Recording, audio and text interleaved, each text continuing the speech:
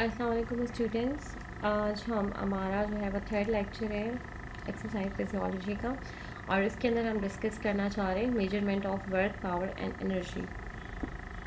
आप इससे पहले सेमेस्टर के अंदर काफ़ी डिटेल के अंदर ये कर चुके हैं, आप इसकी न्यूमेरिकल कर चुके हैं। हम लोग बिल्कुल क्विक रिव्यू के अंदर जाएंगे ताकि आप लोगों को ये चीज़ क्लियर हो जाए। अकॉर्डिंग टू योर कंटेंट हम इसमें देखेंगे कि यूनिट्स क्या होते हैं मेजरमेंट के, वर्क पावर क्या होती है, मेजर आप किस तरीके से एनर्जी एक्सपेंडिचर को जो है वो मेजर कर सकते हैं, एस्टिमेट कर सकते हैं और कैलकुलेट कर सकते हैं। सबसे पहले क्या होता है, फोर्स क्या होती है, मास इनटू एक्सेलरेशन। ठीक है, F is equals to M A. Work क्या होता है, is equals to force into distance. Force और डिस्टेंस लगा जिसकी वजह से क्या हुआ, वर्क हुआ। अच्छा, फोर्स का यूनिट न्यूटन होता है और यूनिट क्या है वर्क का, KPM, KGM, kilo calories, joule, ये सारी चीज़ें। पावर क्या होती है, वर्क अपॉन टाइम। एक मिनट के अंदर, एक सेकेंड के अंदर जितना आपने काम किया वो आपकी पावर है, और इसका यूनिट क्या होता है, वॉट, HP, KPM पर मिनट।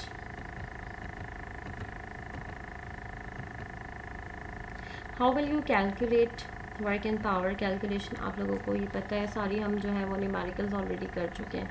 सिंपल सी बात है, अगर आपको क्या कैलकुलेट करना हो, वर्क एंड पावर करना हो, तो आप उसमें क्या लगाएंगे, फार्मूला लगाएंगे। फार्मूले के बाद आपको वैल्यूज़ दी गई, यहाँ पे लिखा हुआ है 5 kg वेट, 11 पाउंड है, लिफ्टेड 2 मिनट्स, वर्टिकली डिस्टेंस।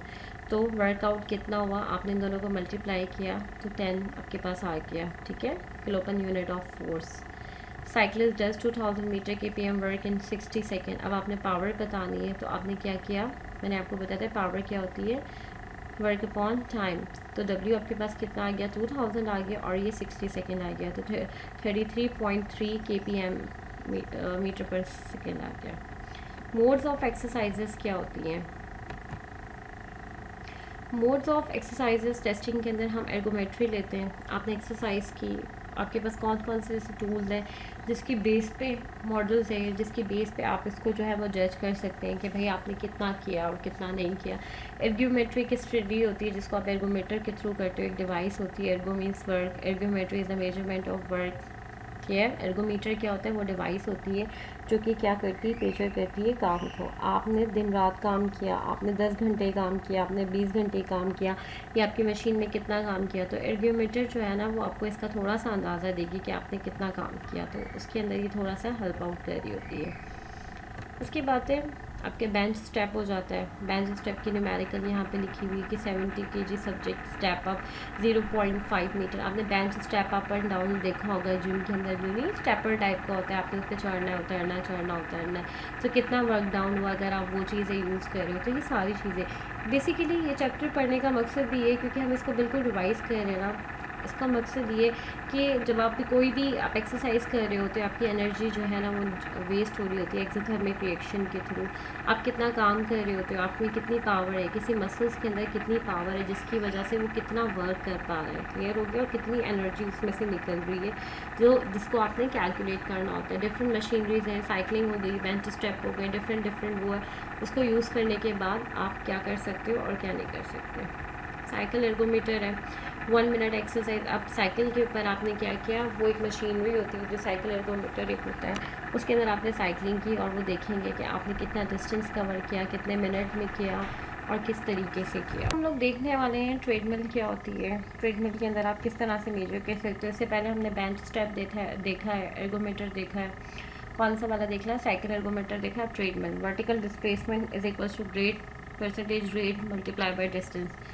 इसमें आप लोग देख रहे होते हो कि कितना उसने वर्टिकल जो है ना वो डिस्प्लेसमेंट जो हुई है, ये मतलब बंदे ने कितनी वॉक की है या जो है जॉगिंग की है, कितने केजी का था, कितनी देर रनिंग की, क्या सिर्फ रनिंग की है या फिर ब्रिस्क वॉक भी की है, और फिर जो है ना running plus brisk walk plus slow step, इन सारी चीज़ों को आपने एवरेज निकालने के बाद अब आपने बताना है। अब आपने देखा होगा आपके पास ट्रेडमिल होती है, ट्रेडमिल पे आप स्टार्ट करते हो 0.2 0.3 से, ठीक है, उसके बाद आप स्पीड बढ़ाते रहते हो। जैसे जैसे आप स्पीड बढ़ाते हो टाइम के साथ साथ, कभी आप स्लो कर रहे होते हो, कभी आप जॉगिंग कर रहे होते हो, कभी आप उस पर ब्रिस्क वॉक कर रहे होते हो, तो साथ में आपको पता लग रहा होता है एक तो आपका पल्स रेट क्या चल रहा है, दूसरा कैलोरीज जो आपकी ब्रेक डाउन हो रही है वो बहुत इंपॉर्टेंट है। तो एनर्जी एक्सपेंडिचर आप ना in the form of calories आप देख रहे हो किसी भी मशीन के ऊपर। इसी तरह से साइकिल, जब आप साइकिल यूज़ कर रहे हो और फिर आप चलाए जा रहे हो क्लॉकवाइज या एंटी क्लॉकवाइज, ठीक है ना, आप उसमें जो है रेजिस्टेंस इंक्रीज़ करते जा रहे हो 2 3 4 5 जो भी आपकी 10 तक, अप टू 10। और उसके बाद अब आप देखने जा रहे हो, क्या देखने जा रहे हो कि कितनी कैलोरीज आपकी जो है वो ब्रेक डाउन हुई है, ठीक है। तो इसी तरह से बेंच स्टेप पर अगर आप किसी बहुत अच्छे जिम के ऊपर जाए तो आप स्टेप डाउन करोगे तो वहाँ पे आपकी कैलोरीज एक्सपेंडिचर जो है वो शो हो रहा होता है, जिससे आपको ये पता लगता है कि अब तक आपकी कितनी कैलोरीज जो है वो निकल चुकी है। नेक्स्ट है, अब आप इसको डायरेक्टली मेजर कर सकते हो या फिर इनडायरेक्टली मेजर कर सकते हो। डायरेक्टली मेजर के ऊपर अगर मैं आ जाऊँगी तो डायरेक्ट कैलोरीमेट्री एक मशीन होती है, वहाँ पे एक टेम्परेचर कंट्रोल सिस्टम होता है, air flow into other chamber, even आप लोगों को बहुत डिटेल में ऑलरेडी बता चुकी हूँ। सर्कुलेटिंग जैकेट ऑफ वाटर होती है, ठीक है, एयर फ्लो होता है, पानी ऊपर से आ रहा होता है, टेम्परेचर कंट्रोल हो रहा होता है और आप एक मशीन के अंदर होते हो। This is called direct calorimeter. तो वाटर वर्क कहते हैं ना बायोन्सी फोर्स, जब force act in a body तो फिर क्या होता है, एनर्जी एक्सपेंडिचर हो रहा होता है, तो आप उसको क्या कहते हो, डायरेक्ट कैलोरीमीटर। और फिर क्या हो रहा होता है, साइड से अब आप ये देख रहे होंगे यहाँ पे जो चैम्बर बना हुआ है कि air flow out of chambers, ठीक है, यहाँ पे से एवोपरेट हो रही है, हीट लॉस हो रही है। This is called direct calorie procedure, calorimetry, ठीक है। ऊपर टेम्परेचर रेगुलेशन हो रही है, आप क्या होगा, इनिशियल टेम्परेचर कम होगा, फिर थोड़ा सा बढ़ाएंगे 5 डिग्री, फिर थोड़ा सा 5 डिग्री और फिर देखते जाएंगे कि क्या इफेक्ट आ रहा है। नेक्स्ट है कि measurement of heat production as estimated of metabolic expenditure. आपने खाना खाया, ऑक्सीजन उससे आके मिली, ठीक है, ये क्या हो गया आपका एनाबॉलिक प्रोसीजर। और उसके बाद कैटाबॉलिक स्टार्ट हुआ, एटीपी रिलीज हुई, हीट रिलीज हुई, ठीक है। तो anabolism plus catabolism is known as metabolism. Clear होगी ये बात। और measurement of heat production tell us the amount of metabolic work that has been performed. Open circuit spirometer, indirect calorimeter क्या होता है, ये पूरा एक सिस्टम बताया हुआ है कि ईडी कन्वर्टर क्या होता है, ऑक्सीजन को एनालाइज किया, एयर फ्लो आई, गैस मीटर से ब्रीथ वॉल्व हुए, मिक्स चैम्बर हुआ और क्या हुआ, एक छोटा सा मॉडल दिया हुआ है ओपन सर्कुलेटरी, आप ये देख रहे हैं, एक मॉडल आपको दिया हुआ है। और ये जो मॉनिटर है ना, यहाँ पे आपकी रीडिंग आ रही होगी कि आपने कितनी ब्रीथिंग की और फिर क्या हुआ क्या नहीं हुआ, ये सारा मेजर हो रहा है। नेक्स्ट है आपके पास indirectly calorimeter, measurement of oxygen consumption as estimated of metabolic rate. Food, oxygen, वही वाली बात जो मैंने अभी बताई है, तो फूड के साथ ऑक्सीजन मिली और हीट निकली आपकी, कार्बन डाइऑक्साइड प्लस वाटर निकला, पसीना भी आया। By determining O2 consumed can estimate amount of metabolic work performed. Subjects run 1 mile and consume 20 litre of oxygen. आप भाग रहे होते हो, आपको ऑक्सीजन चाहिए होती है, ठीक है। 1 माइल भागने के लिए एक बंदे ने 20 लीटर ऑक्सीजन इनहेल की, तो उसने कितनी एनर्जी निकाली होगी। तो यहाँ पे एक फॉर्मूला जो आपकी बुक में दिया हुआ है, इन्होंने क्या किया है, जो सब्जेक्ट भागा है उसके 1 माइल डिस्टेंस को मल्टीप्लाई किया है एनर्जी से, आई थिंक इस एनर्जी है, और फिर कितनी 100 किलो कैलोरीज बर्न आउट हो गई। The relationship between the speed and VO2 cost near walking and running.